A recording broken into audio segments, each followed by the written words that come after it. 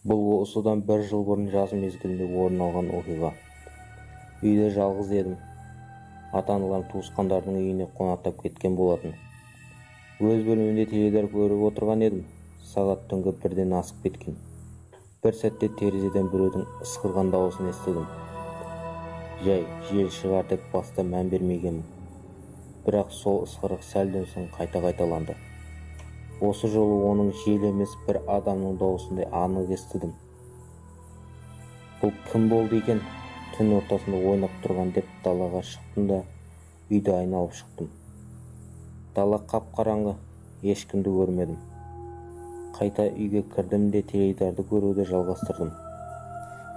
Сөйтсем, ол әлі бастамаса екен.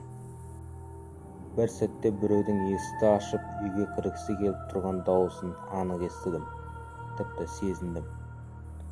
Бұл кім өзі ойнап жүрген деп ашумен есікке жақындай бергенде, айнадан біреудің қонақ бөлмеде тұрғанын байқап қалдым. Сандырақтап қарай бергенім сол еді.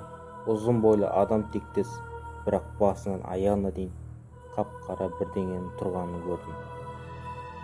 Сол кезде қорыққаннан аяғым дірілдеп, өз-өзімді ұстай алмай құлап түстім.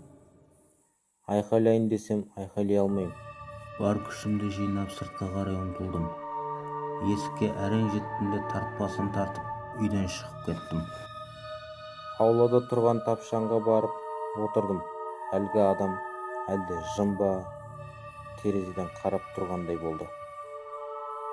Есімді жия алмай біраз отырып қалдым. Шамамен 2 сағаттай.